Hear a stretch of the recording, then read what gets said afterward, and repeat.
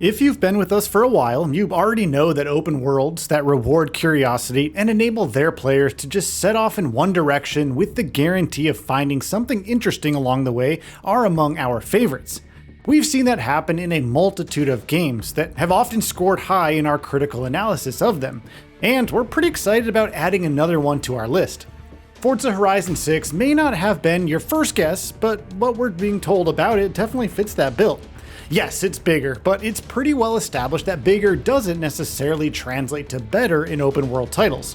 But Playground Games seems to have kept that in mind, crafting a version of Japan that may not recreate it mile for mile, but packs in density and contrast in an effort to make discovery a crucial part of the experience.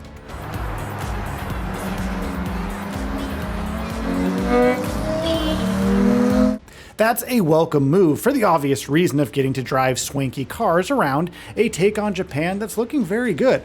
But it's more than that, and we're here to take you through why we think Forza Horizon 6 could be a game that's going to be very nice to players who like to indulge in their curiosity when they're not tearing it up on the racetracks. So let's jump right in.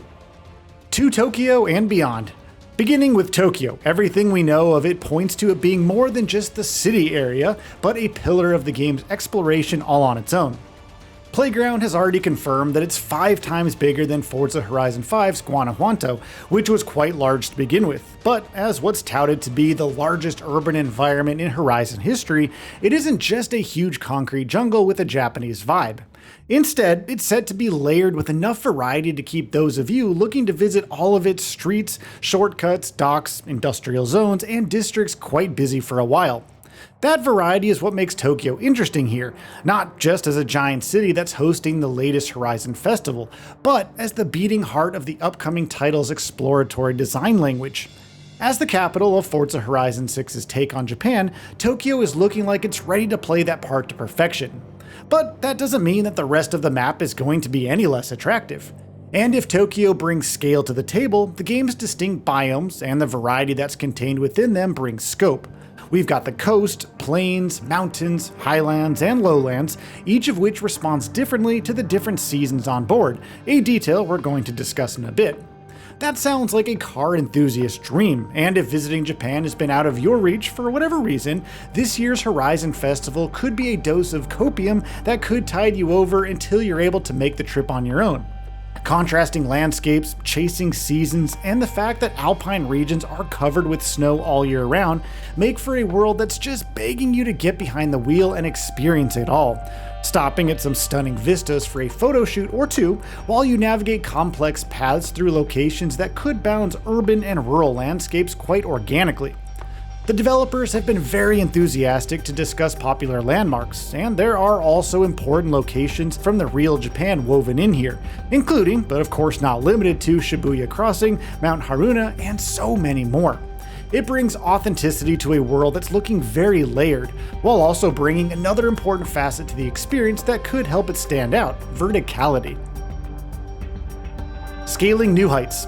The word verticality has been thrown around quite a lot in discourse about the game in the run-up to its release, and we believe it matters a lot when examining the immersive potential of any open world. That's especially true in Forza Horizon 6, as Japan is a land that cannot truly be represented authentically by a flat landmass. We've seen how verticality can help open worlds look and feel more interesting to players before, and the fact that it's a factor in this one has us quite interested to see how it all pans out. A vertical design would give the game's take on Japan a layer of organic discovery, with overpasses, layered highways, descents, and climbs around mountains, all feeding into the illusion that you're actually driving through the country and seeing what it can bring to anyone who loves cars and different cultures. And with the game all set to let you discover new shortcuts, points of interest, and new activities as you drive around, without actually sending you to them via fixed markers, that verticality becomes all the more relevant to our look into how this is an open world that's built to encourage organic, curiosity-driven exploration. Of course, integrating Japanese car culture into it all is something that feeds into the world's allure.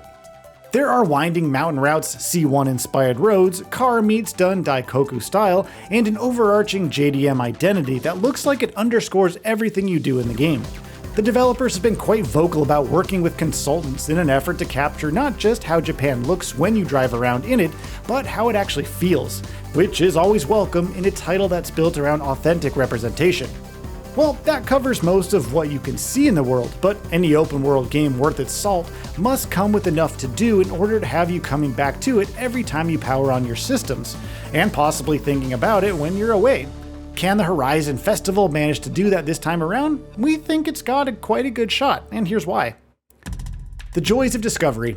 The first major talking point that stands out to us is the fact that the entire map has a fog of war over it, and you're going to have to actually drive to new places before you find what they have to offer. Venturing off into the unknown is always a big part of what keeps a massive map interesting, and making exploration a core part of the gameplay loop is not just a smart choice for a title with Forza Horizon 6's ambitions, but it's also a practical one. Of course, the Horizon Festival and the major events that it brings are important, no arguments there at all, but weaving in other options for engaging with the game system, such as the aforementioned car meets, time attack circuits, Horizon Rush, and player-driven spaces like the estate, are all ways to ensure that the game stays fresh, whether it's your first couple of hours in it or your 100th. There's also the facet of replay value, which is already poised to be great thanks to the Forza's franchise's ability to draw in players and keep them invested in the worlds it creates. But the changing seasons are a feature that we're quite excited to see in action, and we think that they could have you revisiting places that caught your eye in one season, just to see how they change according to the weather and other factors. We already have a list of places in mind, and we're sure that a lot of you are itching to get started as well. As far as the world you're set to explore is concerned, Forza Horizon 6 might already be a winner. Granted, there is the small possibility that things could fall flat, and that's a reason for the cautious optimism we always approach new releases with. But there's little reason to believe that this is a take on Japan that fails to capture what it's going to be like to engage with it. When you tie all the factors we've examined together, it's pretty easy to see how Forza Horizon 6's size, scope, and approach to organic discovery can translate to an open world experience that ranks high with the best ones out there. The franchise is already well known for its authentic recreations of the cars that you drive. By making the roads you drive them on as compelling, Playground Games is aiming for the stars with this one, and might just end up getting as close to them as it can. Perhaps not as high as the metaphor suggests, but we'd say getting to the top of one of Japan's mountains is still going to be an acceptable result. The studio seems to have understood the difference between a large map and one that's actually worth engaging with, and crafted systems that feed into a loop of driving around with intent, or aimless wandering, and rewarding both in equal measures.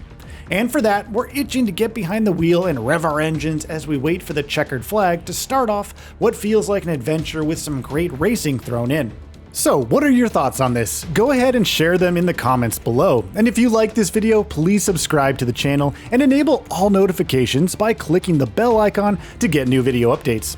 We upload every day and would really appreciate your support. Thanks for watching.